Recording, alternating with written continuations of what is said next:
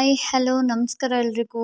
ನಾನಿವತ್ತು 30 kg ಅಂದರೆ 30 kg ಚಿಕನ್ಗೆ ಯಾವ ರೀತಿ ಫ್ರೈ ಮಾಡೋದಂತ ತೋರಿಸ್ಕೊಡೋದಕ್ಕೆ ಬಂದಿದ್ದೀನಿ. ಮೊದಲಿಗೆ ಒಗ್ಗರಣೆಗೆ ಪಾತ್ರೆ ಇಟ್ಕೊಂಡು ಆಯಿಲ್ ಹಾಕಿ ಅದಕ್ಕೆ ಒಂದು 4 ಕ್ಯಾಪ್ಸಿಕಮ್ 1 kg ಅಷ್ಟು ಈರುಳ್ಳಿನ ಸಣ್ಣಗೆ ಕಟ್ ಮಾಡಿಕೊಂಡು ಒಗ್ಗರಣೆಯಲ್ಲಿ ಹಾಕಿ ತಿರುಗಿ ಕೊಡಬೇಕು. ಆಮೇಲೆ ಕೊತ್ತಂಬರಿ ಪುದೀನಾನ ಸಣ್ಣದಾಗಿ ಹೆಚ್ಚಿಬಿಟ್ಟು ಹಾಕಿ ಅದನ್ನು ಎಣ್ಣೆಯಲ್ಲಿ ಚೆನ್ನಾಗಿ ತಿರುಗಿ ಕೊಡಬೇಕು. ಮನೇಲಿ ಫಂಕ್ಷನ್ ಇತ್ತು, ಹಾಗಾಗಿ ಭಟ್ರು ಮಾಡಿದ್ದನ್ನು ನಾನು ರೆಕಾರ್ಡ್ ಮಾಡಿದ್ದೀನಿ.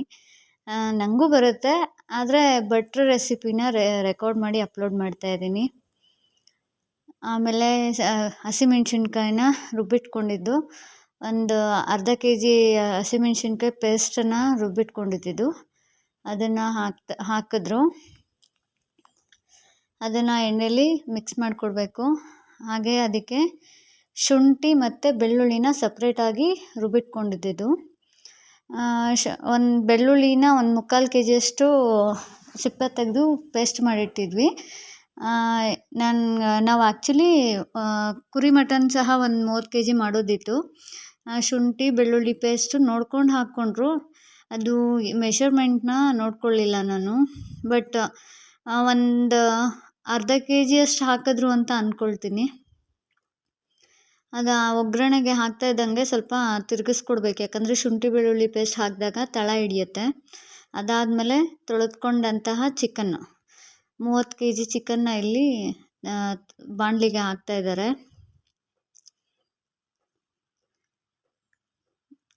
ಬಾಣಲಿ ಇಲ್ಲ, ದೊಡ್ಡದು ಪಾತ್ರೆ ಇದು ಆ್ಯಕ್ಚುಲಿ.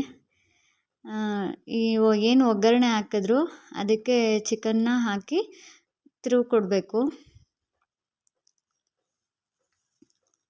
ಮನೇಲಿ ಫಂಕ್ಷನ್ ಇದ್ದ ಕಾರಣ ಮಾಡಿದ್ದು, ಹಾಗೆ ಒಂದು ವಿಡಿಯೋ ಆಗುತ್ತಲ್ಲ ಅಂತ ರೆಕಾರ್ಡ್ ಮಾಡಿಕೊಂಡೆ. ಹಾಗೆ ರುಚಿಗೆ ತಕ್ಕಷ್ಟು ಉಪ್ಪು, ಅರಿಶಿನದ ಪುಡಿ ಹಾಕಿದ್ರು.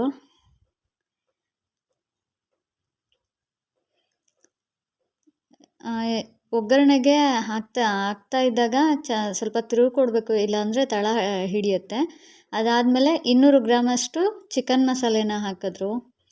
ಇದು ನಾನು ಹೇಳ್ತಾ ಇರೋದು 30 kgಗೆ ಮೆಷರ್ಮೆಂಟ್ ಹೇಳ್ತಾ ಇರೋದು. ಏನಾದರೂ ತಪ್ಪಾಗಿದರೆ ಬೇಜಾರು ಮಾಡ್ಕೋಬೇಡಿ. ಏನಾದರೂ ಡೌಟ್ ಇದ್ದರೆ ಕಾಮೆಂಟ್ ಹಾಕಿ, ನಾನು ರಿಪ್ಲೈ ಕೊಡ್ತೀನಿ. ಚಿಕನ್ ಮಸಾಲೆನ ಹಾಕಿದ್ದಾದಮೇಲೆ ಅವರೇ ಸ್ಪೆಷಲ್ ಗರಂ ಮಸಾಲ ರೆಡಿ ಮಾಡ್ಕೊಂಡಿದ್ರು. ಚಕ್ಕೆ, ಲವಂಗ, ಅನಾನಸ್ ಹೂವು ಮತ್ತು ಏಲಕ್ಕಿ ಇಷ್ಟನ್ನು ಮಿಕ್ಸಿ ಮಾಡ್ಕೊಂಡಿದ್ವಿ. ಅದು ಗರಂ ಮಸಾಲೆ ಅಂತ ಅವರು ಭಟ್ರು ಮಾಡಿಕೊಟ್ಟಿದ್ದು. ಅದನ್ನು ಪೌಡ್ರ್ ಹಾಕಿದ್ರು. ಅದಾದಮೇಲೆ ಚಿಕನ್ನ ಎಲ್ಲ ಪೌಡರ್ನ ಹಾಕಿದ್ದಾದಮೇಲೆ ಚೆನ್ನಾಗಿ ತಿರುಗಿಸ್ಕೊಡ್ಬೇಕು, ಯಾಕಂದರೆ ಶುಂಠಿ ಬೆಳ್ಳುಳ್ಳಿ ಪೇಸ್ಟ್ ಹಾಕಿರೋದ್ರಿಂದ ತಳ ಹಿಡಿಯುತ್ತೆ. ಅದಕ್ಕೋಸ್ಕರ ನಮ್ಮೂರಿನವರೇ ಭಟ್ರು, ತುಂಬ ಸಖತ್ತಾಗಿ ಮಾಡ್ತಾರೆ. ಮಂಜುನಾಥ್ ಅಂತ ಭಟ್ರು. ನಮ್ಮ ಮನೇಲಿ ಯಾವುದೇ ಫಂಕ್ಷನ್ ಆದ್ರೂ ಇವರೇನೇ ಅಡುಗೆ ಕಾಂಟ್ರಾಕ್ಟರು. ನಮ್ಮ ಬಂಡೆಯವರ ಫಂಕ್ಷನಲ್ಲಿ ಸುಮಾರು ಒಂದು 2,500 ಜನಕ್ಕೆ ಅಡುಗೆ ಮಾಡಿದರು. ಸಕ್ಕತ್ತಾಗಿ ಮಾಡಿದರು, ನಾನ್ ವೆಜ್ ಮಾತ್ರ. ಅದಾದಮೇಲೆ ಚೆನ್ನಾಗಿ ತಿರುಗಿಸ್ಕೊಟ್ಟು, ಯಾಕಂದರೆ ಚಿಕನ್ನಲ್ಲೇ ನೀರು ಬಿಡುತ್ತೆ, ನೀರೇನು ಹಾಕಲ್ಲ. ಇವಾಗ ಹಾಕಿದ್ದೇನಪ್ಪ ಅಂದರೆ ಕಾಯಿ ರುಬ್ಬಿಟ್ಕೊಂಡು ಅದರಲ್ಲಿ ಹಾಲು ತೆಗೆದು ಹಾಲನ್ನು ಹಾಕಿದ್ದು. ನಾನು ಸುಮ್ಮನೆ ವೀಡಿಯೋ ಪರ್ಪಸ್ಸಿಗೋಸ್ಕರ ಒಂದು ಚಿಕನ್ನ ತಿರುಗಿ ಕೊಟ್ಟೆ. ಯಾಕಂದರೆ ನಾನು ಮಾಡ್ತಿದ್ದೀನಿ ಅಂತಲ್ಲ, ನಮ್ಮನೆ ಅಡುಗೆ ಅಲ್ವಾ, ಹಾಗಾಗಿ ಭಟ್ರು ತಿರುಗಿಸ್ಕೊಡಮ್ಮ ಅಂತ ಹೇಳಿದ್ರು, ಹಾಗಾಗಿ ತಿರುಗಿಸ್ಕೊಡ್ತಾ ಇದ್ದೆ.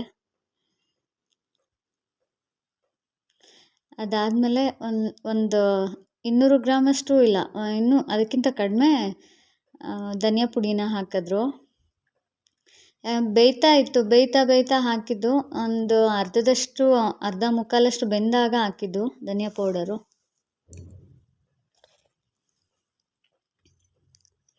ಯಾಕಂದರೆ ಮೊದಲೇ ಹಾಕಿದ್ರೆ ಕಲರ್ ಚೇಂಜ್ ಆಗುತ್ತಂತೆ. ಧನಿಯಾ ಪೌಡರು ಫಸ್ಟೇ ಹಾಕಿದಾಗ ಕಲರ್ ಚೇಂಜ್ ಆಗುತ್ತೆ ಅಂತ ಹೇಳ್ತಿದ್ರು. ಹಾಗಾಗಿ ಇನ್ನೇನು ಒಂದು 3/4 ಭಾಗ ಬೆಂದಿದೆ ಅನ್ನೋವಾಗ ಹಾಕಿದ್ರು.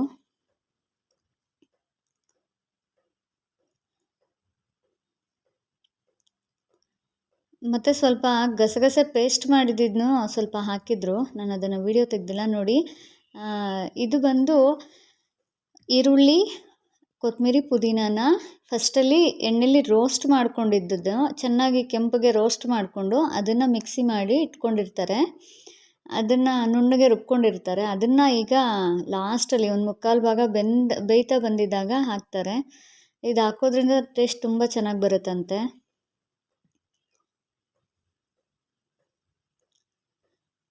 ಇಷ್ಟೆಲ್ಲ ಹಾಕಿದಾದ್ಮೇಲೆ ಲಾಸ್ಟ್ ಫೈನಲ್ಲಾಗಿ